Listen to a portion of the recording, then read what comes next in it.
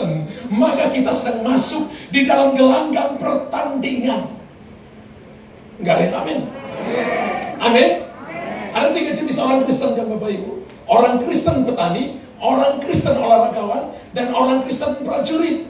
Petani adalah tabur tuai. Olahragawan adalah dia melatih dirinya, menjaga tubuhnya. Kalau dia bertanding sesuai dengan aturan olahraga. Kalau dia berlari, dia harus berlari pada rule yang sudah ditentukan kepada dia untuk dia sampai kepada finish. Dan kalau dia seorang prajurit, dia hanya cuma taat kepada komandannya.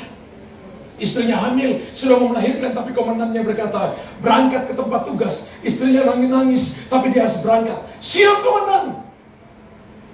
Itu Kristen di situ. Dan Alkitab berkata dalam Roma pasal 3 ayat 23 begini. Karena semua orang telah berbuat dosa dan telah kehilangan kemuliaan Allah. Saya coba cari terjemahan NLT. Terjemahan NLT berkata begini. Karena semua orang telah jatuh dalam dosa dan telah kehilangan standar kemuliaan. Jadi ketika Adam dan Hawa jatuh dalam dosa, mereka tidak kehilangan kepintaran mereka. Mereka tidak kehilangan kegantengan dan kecantikan mereka, itu tidak hilang. Tapi yang hilang daripada mereka adalah standar kemuliaan. Adalah nilai. Kata kemuliaan itu bahasa Ibrani-nya dipakai kata kabod, bahasa Yunani-nya dipakai kata doxa, D-O-X-A. Semua punya arti yang sama, yaitu bahasa Inggrisnya dipakai weight, artinya bobot, nilai. Jadi pada waktu manusia jatuh dalam dosa, nilai tentang Allah itu hilang dari mereka. Makanya ada sebuah jurang yang sangat dalam yang memisahkan manusia dengan Allah. 4.000 tahun sorga membangun panggung untuk Yesus datang. Dan ketika Yesus datang, maka Yesus menjadi jembatan. Salib Kristus menjadi jembatan bagi saudara dan saya, menyeberangkan Anda dan saya. Tadinya kita orang berdosa, sekarang telah dibeli dari pasar dosa. Dulunya terbuang, tapi sekarang kita anak. Dulunya miskin, tapi sekarang berkata aku kaya. Dulunya Anda sakit, tapi sekarang Anda berkata aku sehat. Karena Yesus menjadi jembatan bagi Anda dan saya. Dialah Allah penolong bagi kita.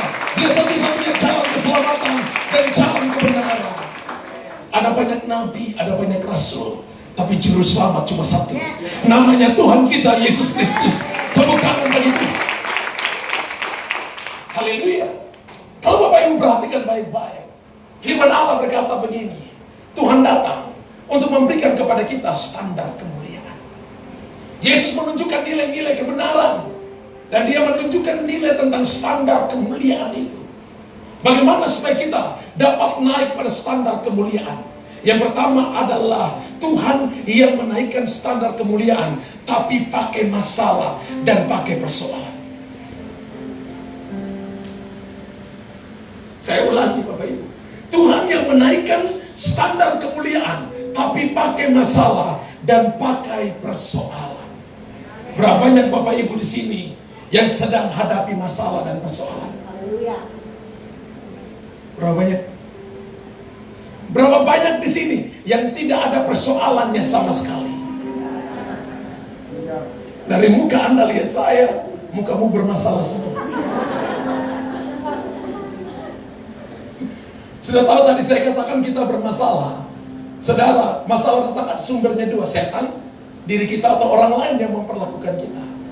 Dan Bapak Ibu tahu bahwa semua hamba-hamba Tuhan dari kitab Kejadian sampai kitab Wahyu, mereka ada dalam persoalan, mereka ada dalam masalah. Tapi harus lihat pahlawan-pahlawan iman, mereka mati belum dapat jawaban, tapi mereka tidak menyangkal tentang iman mereka, tentang siapa yang mereka percayai. Mereka tidak menyangkal penguasa alam semesta, Allah yang hebat, yang ajaib, yang namanya Yesus Kristus. Sekalipun mereka masih lihat dari jauh, tapi mereka believe Jesus.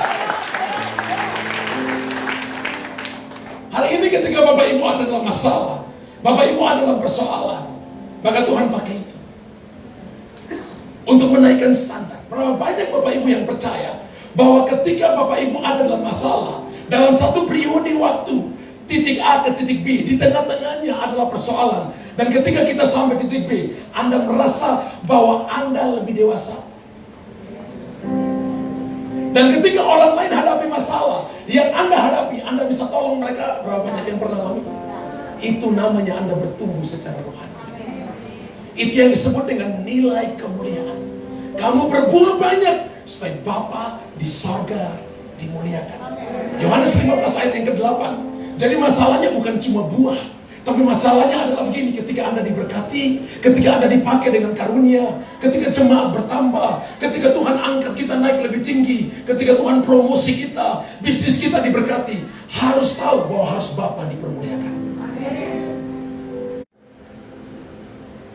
Berapa banyak Bapak Ibu yang percaya kalau saya doa sungguh-sungguh, kalau saya baca Alkitab sungguh-sungguh, kalau saya rajin ibadah sungguh-sungguh, maka tidak ada masalah yang datang untuk saya. Berapa banyak yang percaya? Tolong katakan. Berapa banyak yang percaya? Ayo katakan. Voting. Kita hitung 1, 2, 3, 4, 5, 6, 7, 8, 9, 10. Berapa banyak yang tidak percaya? Saya hitung juga. Kurang lebih ada 10 juga. Berapa banyak yang tidak mengerti bahasa saya? Pak, ada banyak jemaat yang bingung, Pak. Mari saya beritahukan kepada Anda, ketika Anda ikut Tuhan, doa sungguh-sungguh, Anda percaya Tuhan sungguh-sungguh, melayani sungguh-sungguh, maka saya beritahukan kepada saudara, satu neraka akan menyerang saudara. Menyerang bukan untuk dijatuhkan, tapi menyerang untuk Anda melihat kemenangan yang besar, bahwa Tuhan Immanuel ada bersama-sama dengan saudara, yang akan memberikan Anda kemenangan, jalan keluar dan terobosan. Katakan haleluya. Amin. Hari-hari ini orang sedang takut dengan yang namanya COVID-19. Ada yang pernah lihat COVID-19 itu ganteng atau cantik?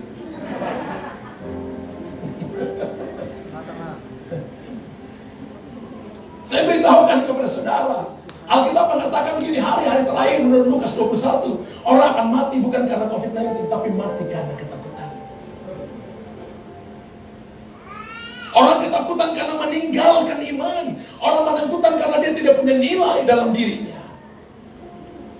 Firman Allah berkata di dalam Daniel pasal 12, kalau nggak salah ya, ayat 10 bagian A, penglihatan Daniel tentang akhir zaman. Daniel berkata begini, banyak orang akan mengalami triple D, 3D. Pertama adalah disucikan, kemudian dimurnikan, yang ketiga diuji.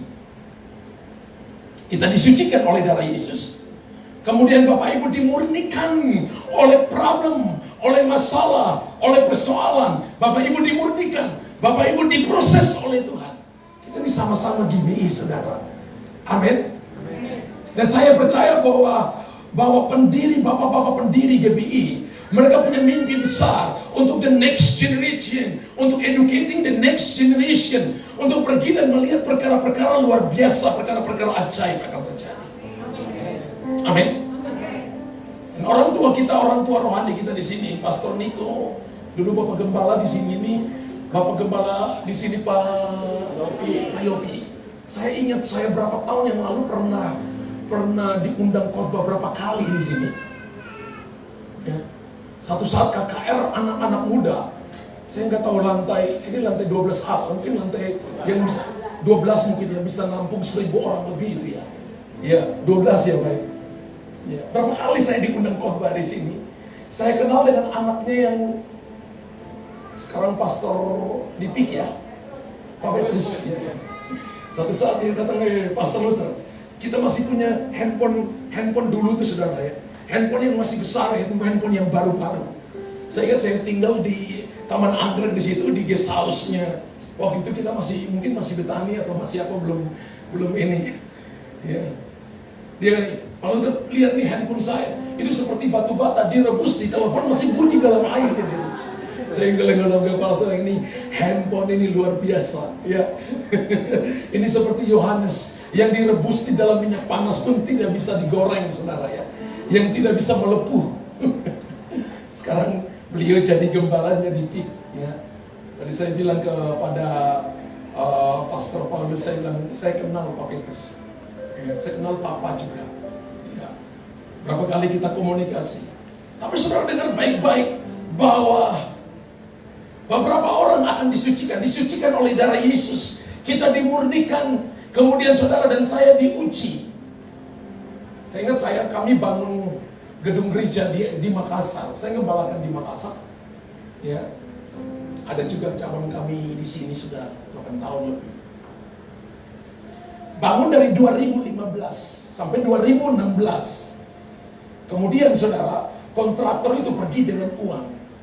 Sehingga bangunan itu cuma dimasukin pancangnya, tiang hanya sudah baru naik beberapa. Orangnya udah pergi dengan uang. 2016, 2017, 2018. Benar-benar tidak ada pembangunan sama sekali. Tapi tiap malam Roh Kudus bilang untuk saya, ajak para pekerja, ajak para pendoa, pergi ke sana dan ucapkan perkataan-perkataan profesi. Ucapkan firman Tuhan kepada rumahku yang kudus. Dan orang berkata gini, Pak, jual tanah aja, supaya Bapak mungkin bisa beli beberapa ruko yang besar, sehingga Bapak bisa pakai untuk ibadah. Saya katakan boleh aja, kamu panggil orang, coba hitung nilainya, berapa nilainya. Datang dan gak bisa, datang gak bisa. 2016, 17, 18, 3 tahun itu gak bisa. Bapak Ibu tahu, masuk sampai 2019, Roh Kudus bilang untuk saya begini, kamu berikan yang terbaik bagiku. Ketika saya lagi doa sore, saya dengar Roh Kudus bilang untuk saya, berikan yang terbaik bagiku. Dan saya katakan untuk Tuhan, Tuhan, aku sudah berikan seluruh hidupku bagi Engkau. 30 tahun, aku sudah berikan hidupku sepenuhnya kepada Engkau. Tuhan bilang, aku tahu kamu berikan hidupku, seluruh hidupmu kepadaku.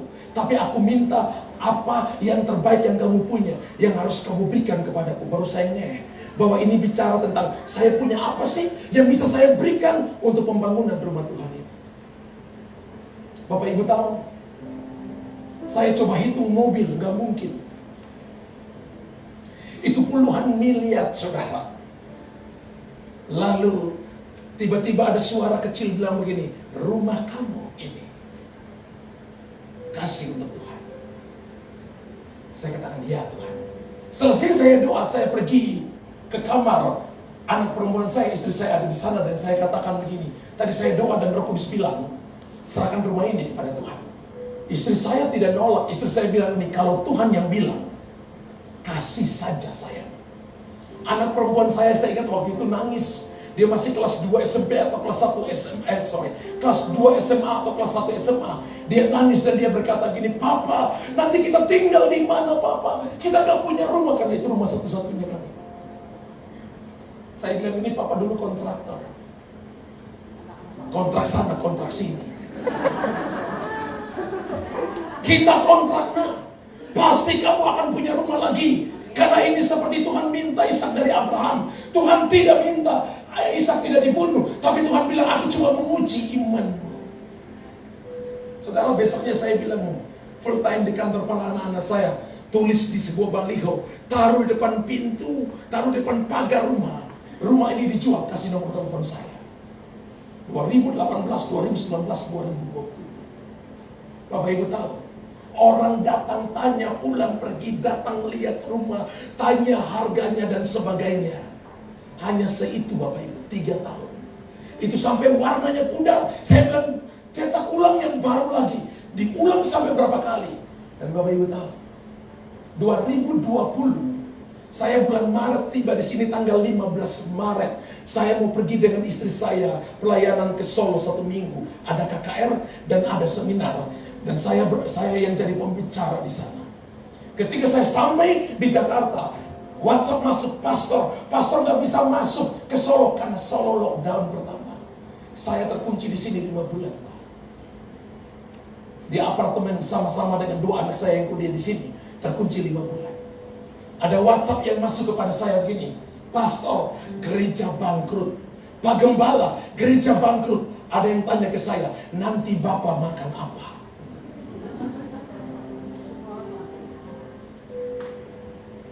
Pak, asli dari mana Pak? Bapak Jakarta ya? Bapak asli dari mana? Medan. Kalau saya asli dari sorga Pak, lahir di Ambon.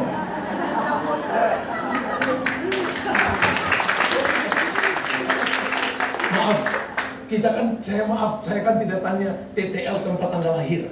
Asli. Sebab kewarganegaraan kita adalah warga negara kerajaan sorga. Amin. Dan Bapak Ibu tahu bahwa ketika saya lakukan itu, saya ingat ketika itu Ketika itu WhatsApp-nya masuk jam 10, jam 2 siang atau jam 3 siang saya ambil gitar saya. Dan saya bilang untuk istri saya mau doa. Ketika saya berdoa, saya dengar Roh Kudus ngomong untuk saya. Semua tabungan di dalam rekeningmu, transfer ke rekening gereja. Itu kebalikan, saudara.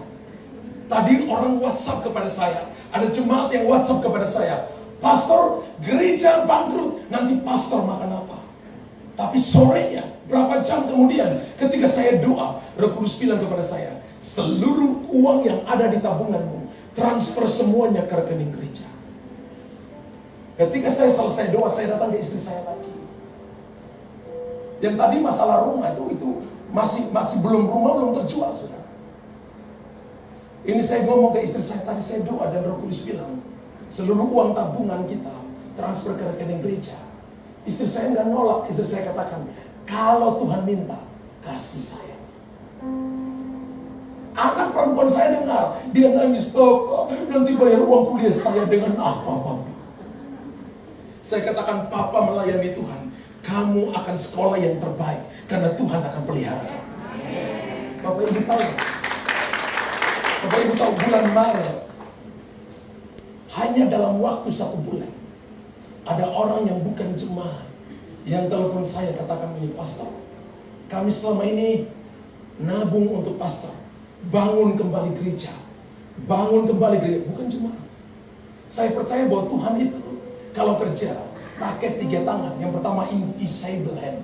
Tangan yang tidak kelihatan, tangannya sendiri. Seperti menurunkan mana dari langit, memberi makan 3 juta orang selama 40 tahun. Membelah bukit-bukit batu untuk memberikan mereka minum tanpa mereka lihat tangannya.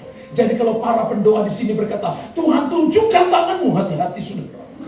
Alkitab berkata begini, tangan itu di dalam Yesaya pasal 40. Itu dikatakan, seluruh air laut ditakar dalam lekuk tangannya. Berarti lebih besar tangan Tuhan kan dari air laut kan Bapak Ibu. Dan saya dengar ada orang yang berdoa, pendoa yang berdoa, berkata begini, Tuhan tunjukkan tanganmu. Saya katakan ini ngeri banget. Kalau Tuhan bilang ini tanganku, saya percaya dia jadi manusia penyet di situ. Tapi invisible hand, tangan yang tidak kelihatan, bisa bekerja bagi saudara. Tapi saya juga percaya Tuhan bisa pakai tangan orang lain untuk menjadi perpanjangan tangannya untuk menolong saudara dan saya. Dan itu yang kami alami. Dalam waktu cuma 12 bulan, 2020, 2021, gedung gereja selesai. Di tengah-tengah tidak ada ibadah. Kami di Makassar dikatakan tidak boleh ibadah. Kemudian diizinkan setelah berapa tahun kemudian diizinkan masuk 25%. Kemudian naik lama baru 50%. Bapak Ibu bisa bayangkan, di tengah-tengah situasi di mana tidak beribadah, tapi Tuhan izinkan gedung gereja dibangun. Setiap bulan kontraktornya itu, kok yang setiap bulan itu kakak ipar saya yang awasi dan dia tanya kepada saya, Pak Gembala, ada uang? Saya tanya gini, ketika kamu butuh uang, tinggal kamu minta, pasti Tuhan siapkan. Kami ambil tukang dari Jawa, datang untuk kerja saudara, kurang lebih hampir 40-50 orang. Itu setiap minggu ratusan juta. Bagaimana keuangan itu bisa datang di tengah-tengah masa pandemi? Saya percaya Tuhan bisa pakai tangan orang lain menjadi perpanjangan tangan kita. Tapi Tuhan juga bisa pakai tangan kita untuk menolong orang lain. Anda dan saya ketika Anda memberi kepada seseorang, Anda menolong seseorang, berpikirlah bahwa Anda itu adalah tangan Tuhan yang dipakai untuk menolong orang. Haleluya. 1 Petrus 1 ayat 7 dan 9 berkata begini, kita akan diuji dan kita akan keluar melebihi emas yang fana, sehingga kita akan memperoleh kemuliaan, memperoleh puji-pujian, kemuliaan dan kehormatan. Saudara dan saya alami masalah, mengalami yang namanya baptisan api. Kalau Bapak Ibu lihat kitab Matius pasal yang ketiga, ada 3 baptisan. Yohanes membaptis dengan air, tapi dia berkata kamu akan dibaptis dengan Roh Kudus dan dengan api. Baptisan air dikerjakan oleh kami hamba-hamba Tuhan, tapi baptisan Roh Kudus dan baptisan api dikerjakan oleh Tuhan Yesus. Dan gereja dan pribadi-pribadi yang tidak pernah alami masalah, tidak pernah alami persoalan, Anda berjalan dalam kekristenan yang salah dan keliru. Hari ini kalau Anda gak punya persoalan, berdoalah pagi-pagi dan katakan begini, Tuhan, kirim persoalan bagiku. Kalau Bapak Ibu gak punya persoalan, Anda Kristen abnormal. Tapi kalau Bapak Ibu punya masalah, persoalan, dan Anda tetap percaya kepada Tuhan, bahwa persoalan itu tidak kekal, persoalan itu cuma adalah Tuhan izinkan sebagai kendaraan untuk membawa Anda lebih cepat sampai kepada tujuan. Persoalan itu datangnya cuma periodik, maka Anda akan melihat kehidupan kemenangan atas kehidupan, dan Anda akan jadi lebih daripada menang. Haleluya. Kalau Bapak Ibu perhatikan baik-baik, firman Allah berkata, Elia juga terangkat ke surga dalam angin puting beliung. 2 Raja-Raja pasal yang kedua ayat 9 sampai ayat yang ke-11. Boleh tunjukkan ayatnya. 2 Raja-Raja pasal 9 ayat yang ke 2 Raja-Raja pasal 2 maksud saya, ayat 9 sampai ayat 11. Sesudah mereka sampai di seberang, berkatalah Elia kepada Elisa, mintalah apa yang hendak kulakukan kepadamu sebelum aku terangkat daripadamu. Jawab Elisa, biarlah kiranya aku mendapat 2 bagian dari rohmu. Berapa banyak yang mau terima double portion? Double portion ini bukan satu lalu jadi 2, tidak. Double portion artinya berlipat-lipat kali ganda. Jangan terjemahkan 1 kemudian dapat 2, jangan. Terjemahkan berlipat-lipat kali ganda. Lalu Alkitab berkata begini, dikatakan sedang mereka berjalan terus sambil berkata-kata, tiba-tiba datanglah, apa saudara? Kereta berapi dengan kuda berapi memisahkan keduanya. Lalu naiklah Elia ke sorga dalam angin badai. Berapa banyak Bapak Ibu yang mau naik ke sorga? Angkat tangan.